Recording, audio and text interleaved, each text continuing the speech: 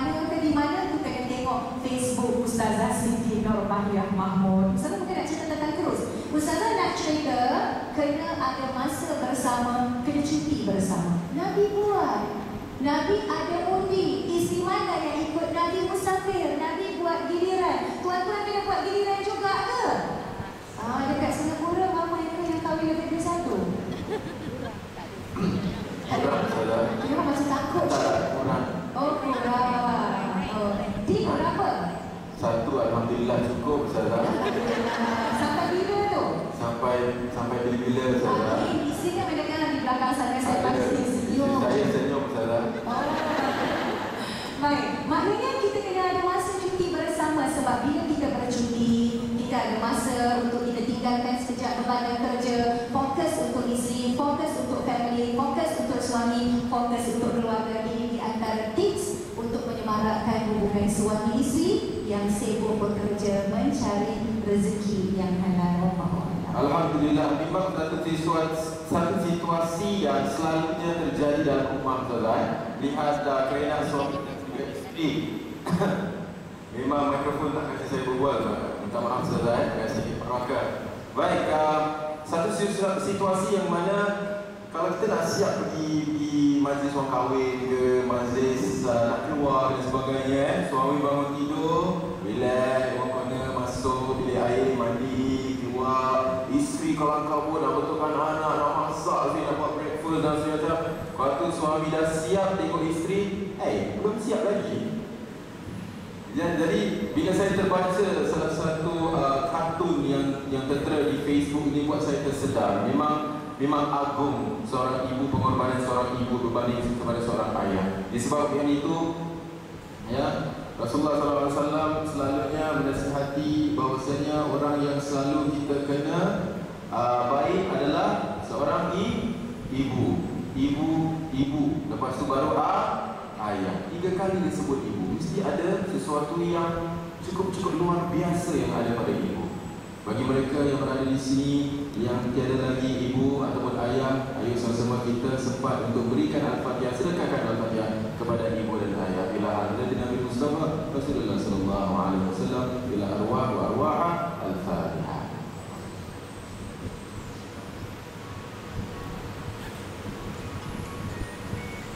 Alhamdulillah, terima kasih. Baik, kita akan teruskan dengan soalan yang seterusnya. Suami dan isteri Ustazah pun telah memberitahu bagaimana untuk menjadi suami ataupun isteri yang baik, ya. Dan kini anak-anak pula Ustazah, bagaimana pengorbanan seorang anak untuk seorang ibu ataupun ayah, dan begitu juga pengorbanan ibu dan ayah kepada anak-anak. Tafadhal masyhur. Alhamdulillah, terima kasih sekali lagi kepada saudara Dino Rahim. Kita sampai kepada skop pengorbanan yang Ustazah sebut daripada awal tadi, pengorbanan ibu bapa kepada anak-anak, dan apa pula yang anak-anak perlu berkorban untuk menghargai segala jasa mak dan ayah kita. Allah sebut di dalam Al-Quran banyak ayat. Wa qada rabbuka alla ta'budu illa iyyahu wa bil walidaini ihsana. Allah pesan kepada kita ni kena taat, kena sembah, kena mengabdikan diri hanya kepada Allah. Lepas Allah dan Rasul di tangga yang pertama, di tangga yang teratas, tangga yang menduduki carta yang kedua ialah taat kepada ibu bapa. Dalam ayat Al-Quran Allah sebut, bukan mak kita sebut, bukan ayah kita sebut, bukan datuk nenek kita yang sebut, tapi Allah yang merakamkan di dalam Al-Quran kenapa kena taat kepada kedua ibu bapa, lebih-lebih lagi kepada ibu. Allah sebut sebab ibu mengandungkan kamu dengan penuh penderitaan, dengan penuh kesusahan, dan ibu juga yang menyusukan kamu dalam masa 2 tahun penuh. Allah sebut syukurlah kamu kepada aku, syukur kepada Allah, dan berterima kasihlah kepada kedua ibu bapa. Kita tunai tak perintah Allah? Ustazah cerita sekali lagi, ya, sebab pengalaman ini masih hangat diingatan Ustazah, ya. Bila menantu Ustazah mengandung, dan seingat Ustazah masa tu kandungannya lebih kurang dalam 4 bulan, kalau Ustazah nak masuk 4 bulan, ya. Bila kandungannya nak masuk 4 bulan, menantu Ustazah Allah uji, dia sakit pinggang terlalu kuat. Bila dia sakit pinggang tak luka, ustazah kata, kandungan Sharifah baru nak masuk 4 bulan. Biasanya kalau seorang ibu, anak berada dalam perut dalam kandungan, kalau kita sakit pinggang, biasanya umur kandungan dalam perut tu berapa bulan? Dia kalau macam 7 ke atas, ataupun dekat-dekat nak melahirkan anak. Ya? Din pernah tengok isteri nak melahirkan anak? Ya, ustazah. Dah. Oh, bila isteri nak melahirkan anak, Din ada dalam perut? Ada, ustazah. Din nak azan? Ya, ustazah. Oh, alhamdulillah. Pengsan tak? Tak. Oh, bagus. Hampir, ustazah. Pergi. Ya Allah, pengalaman itu indah sebenarnya ya. Bila tengok isteri mengandung, isteri melahirkan anak, ada tak terlintas di hati dia? Tak apalah, biar abang je mengandung, biar abang je melahirkan. Ada tak terlintas tak? Dia lambat sikit, lepas tu macam baru ada kesedaran bahawasanya memang tak apalah, biar abang yang. Tapi bila melihat dah betapa susahnya seorang ibu, rasa-rasa dia tak jadilah kan. Dan tengok memang gila, sakit gila ya. Gila tak sakit macam tu ya? Gila tak sakit itu, kesian pengorbanan dia. Betul. Alhamdulillah ya. Jawapan yang memang paling jujur sekali ya. Alhamdulillah ya. Sama cerita tadi balik. Bila menantu ustazah sakit pinggang terlalu kuat, ustazah dah bagi minum air masak, air yang air zam-zam, air mineral, air baca Al-Quran, segala-galanya dah kita ikhtiar. Tapi masih sakit juga. Bila sakit juga, pergi dekat doktor pakar. Ustazah bawa pergi doktor pakar sebab beliau jauh daripada mak bapaknya ya. Jadi bila bawa doktor pakar, doktor cakap dalam pinggang ni, kat dalam ni, dia ada batu.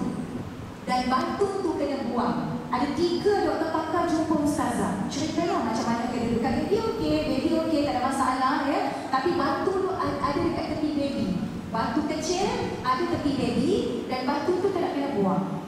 Kita tak pandai buat perubatan, bukan bidang kita. Saya tanyalah doktor, kalau nak buang batu tu, doktor nak buang macam mana? Adakah doktor just macam tepuk kat tepi ni, keluarkan batu? Tak. Ya? Kalau nak buang batu, kena masuk sesuatu daripada bawah dan kena korek batu tu keluar, dan nak keluar batu tu secara tak langsung kena keluarkan baby. Saya kata doktor, kandungan ni baru nak masuk 4 bulan. Maksud doktor kena keluarkan baby sebab baru masuk 4 bulan. Kena keluarkan baby maksudnya apa? Kena gugurkan kandungan.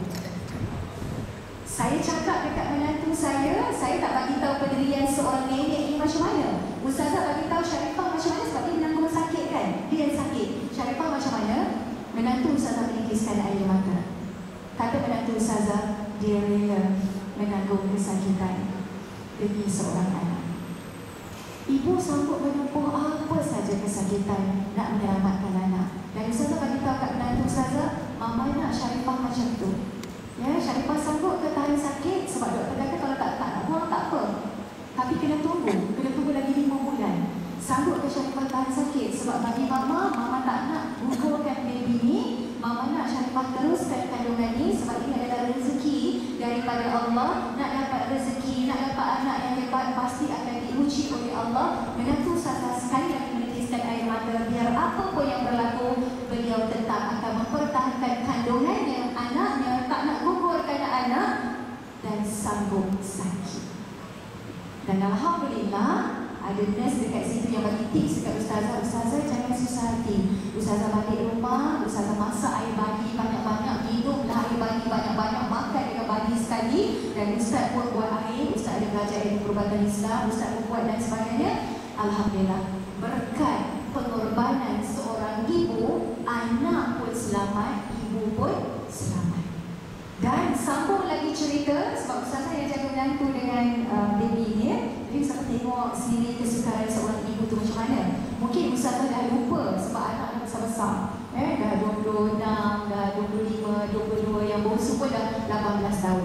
Dan ustazah pesan, nak dapat anak yang hebat, ibu kena korban untuk menyusui anaknya. Ibu-ibu nak menyusu anak susah ke senang? Susah. Sebab tu bapak-bapak kena bagi sokongan kepada ibu supaya ibu terus menyusui anaknya.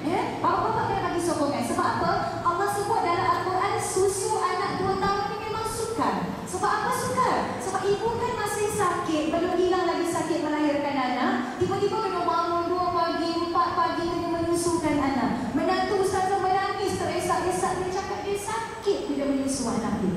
Ustazah cakap sabar. Allah nak bagi pahala yang banyak. Ustazah nak baca hadis yang panjang daripada Nabi SAW, nak memberi inspirasi kepada ibu dan juga inspirasi kepada ibu bapa, kepada anak-anak, hargai pengorbanan mak ayah kita. Nabi bersabda, seorang wanita yang mengandung dari suaminya yang telah dinikahnya dengan cara yang halal, Allah beri pahala kepada ibu yang mengandung ini sebagaimana pahala orang yang berjihad fisabilillah.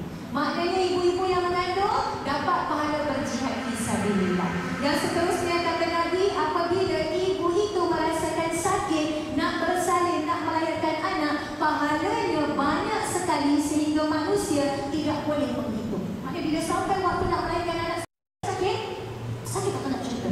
Bila sampai masa nak melahirkan anak, Nabi kata pahala tu terlalu banyak sampai tak boleh nak bilang. 1 juta, 1 bilion, lebih daripada itu. Dah tak ada angka dah bila nak sebut pahala tu. Yang seterusnya kata Nabi, bagi ibu-ibu yang menyusui anak mereka dengan penuh kasih sayang, setiap seteguk susu yang anaknya minum daripada susu ibunya, Allah bagi 1 kebaikan. Anak kita, bapa-bapa, ibu-ibu dia minum susu 1 teguk ke banyak? Of course dah banyak, apatah lagi kalau sampai besar sampai 2 tahun. 1 teguk, 1 kebajikan. Yang seterusnya kata Nabi SAW, ibu yang semalaman tidak tidur, yang memeliharanya anaknya yang tak sihat, anaknya yang sakit, Allah bagi pahala memerdekakan 70 orang hamba dengan ikhlas. Banyak ke tak banyak pahala? Banyaknya. Ada yang nak mengatur lagi lepas ni? Din, anak yang next bila? InsyaAllah, Ustazah. InsyaAllah. Rasa-rasanya dia mesti ada target nak berapa orang anak? Sepasukan bola sepak sehingga 12, Ustazah. Subhanallah, kita dengar hadis tadi nak sampai sedosa dah. Mereka banyak ya, Ustazah ya. Ya, betul, banyak pahalanya. Saya tak pasti jawapan jujur ataupun tidak. Kan? Ya. Baik. Bila kita dah tahu pengorbanan mak dan ayah, kita kena iktiraf mak ayah kita. Kita kena balas jasa dan pengorbanan mak ayah kita. Bagaimana nak balas jasa dan pengorbanan mak dan ayah kita? Mak ayah tak minta rumah besar. Ada bapak-bapak, ibu-ibu minta rumah besar dengan anak? No. Tak minta rumah besar, tak minta uang ringgit. Anak-anak ustazah bekerja dengan ustazah. Ya, sebab mereka dah habis belajar, yang 2 orang dah habis belajar. Walaupun 2 lagi belum habis belajar, mereka bekerja dengan ustazah. Sebab ustazah alhamdulillah ada training sendiri, ada consultant sendiri. Bila mereka dapat gaji, mereka nak bagi kepada ustazah. Ustazah cakap, mama abah tak nak duit daripada anak-anak. Tak nak. Duit tu ambillah untuk anak-anak. Ya, sebab mereka ada target. Mereka perlu meneruskan kehidupan mereka. Mereka perlu ada anak-anak yang soleh-soleh. Mama abah tak nak duit. Mak ayah tak nak duit. Mak ayah tak nak rumah besar. Mak ayah tak nak kereta besar. Mak ayah tak nak uang besar. Apa yang mak ayah nak daripada anak-anak? Mak ayah nak kasih sayang daripada anak-anak. Berilah kasih sayang kepada kedua ibu bapa kita sebelum ibu bapa kita menghembuskan nafas yang terakhir. Tanpa ayah dan ibu, mana mungkin kita lahir ke dunia ini? Tanpa ayah dan ibu, tak bisa kita melihat bulan dan matahari. Tanpa pengorbanan mak dan ayah kita, siapalah kita pada hari ini? Sejauh mana kita tidur di waktu tengah malam, kita fikirkan mak dan ayah kita, mak ayah kita malam-malam ni tidur ke tak? Jangan-jangan anak-anak tidur dengan penuh gembira, tapi mak dan ayah menitis air mata duka di hati kerana kecil hati dengan anak-anak. Anak-anak sibuk bekerja, tak ada masa langsung untuk mak dan ayah. Luangkanlah masa untuk mak dan ayah. Jangan sampai bila kebahagiaan kita Allah tarik sebab kita berdosa dengan mak ayah, kita tak jaga kebajikan mak dan ayah, kita biar mak dan ayah kita bersendirian tanpa sentuhan kasih sayang, tanpa kita beri perhatian kepada mak dan ayah. Bila-bila masa Allah akan tarik kebahagiaan kita, kita terduduk, ya Allah, dosa dengan mak, ya Allah, dosa dengan ayah. Bila kita sedar berdosa dengan mak dan ayah, kita nak peluk mak, kita nak peluk ayah, kita nak cium ayah kita nak minta ampun dengan mak dan ayah kita menyesal atas segala dosa yang kita lakukan kepada mak dan ayah. Timbang nikmat ada mak, ada ayah, Allah tarik balik, kita balik, kita nak jumpa mak dan ayah. Rupanya mak dan ayah kita dah menghembuskan nafas yang terakhir. Hilang peluang untuk kita berbakti kepada mak dan ayah. Sebab itu 3 kali Nabi kata, rugilah kamu, rugilah kamu, rugilah kamu. Ataupun lebih tepat lagi, binasalah kamu, binasalah kamu, binasalah kamu. Sahabat kecil, kenapa Nabi sebut rugi ataupun binasa sampai 3 kali? Kenapa ya Rasulullah? Siapa yang rugi? Siapa yang binasa? Rugilah anak-anak, binasalah anak-anak yang ada mak dan ayah,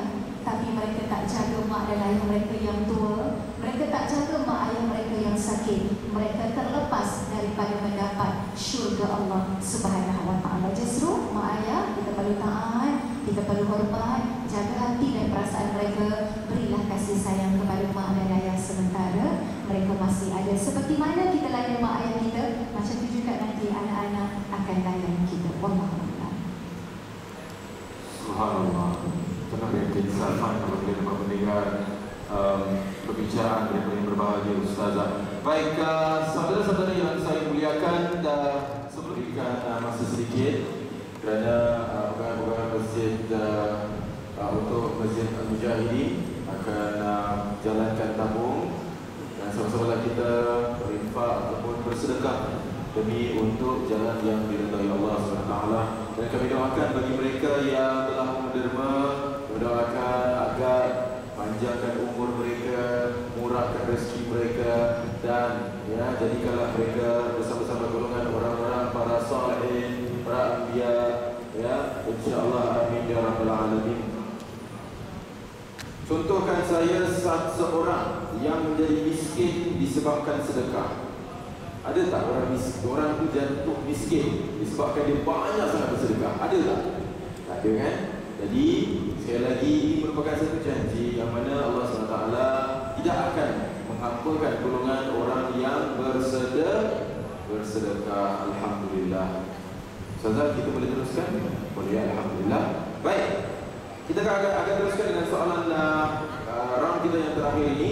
Tapi sebelum itu saya nak minta jasa baik, kalau anda nak undi saya dalam Mediacorp Radio Awards, dipersilakan. Sempat Ustazah saya minta orang undi, tak malu kan? Okey, baik, kita akan dah undi ya? Sempat saya, terima kasih. Tapi sama Wonderma tu sebab dekat Singapura nanti November kita ada Mediacorp Radio Awards. Tiap tahun ada lah. Minggu tahun lepas yang menang DJ ni lah, Baby Shake menang. Sebab saya baru lagi, jadi saya tak kasi menang lah, sengaja salah. Okay. Baik, kita akan teruskan dengan soalan yang sudah tentunya ini merupakan soalan yang amat berat kerana kita telah pun bertungkus-tungkus bekerja, mencari harta dan sebagainya. Dan bagaimana cara pengorbanan kita pula untuk harta kekayaan demi kepada jalan Allah Subhanahu Wa Taala. A'udzubillahi minasyaitonirrajim. Bismillahirrahmanirrahim. Terima kasih kepada saudara Ibrahim, muslimin muslimat anak yang dirahmati Allah sekalian. Boleh saya sambung bicara lagi? Kita kena ingat apabila kita menghembuskan nafas nanti, sebelum kita bertemu dengan Allah, nak diadili di depan Allah, nak menentukan mana destinasi kita, dan hari-hari kita berdoa kepada Allah, kita nak masuk syurga, kita tak nak diazab oleh Allah Subhanahu Wa Taala, dan tapak kaki kita ini tidak akan melangkah kecuali setelah ditanya beberapa soalan. Allah akan tanya umur yang Allah berikan kepada kita ni, kita buat apa? Masa muda kita pergi mana, macam mana kita habiskan? Allah akan tanya ilmu yang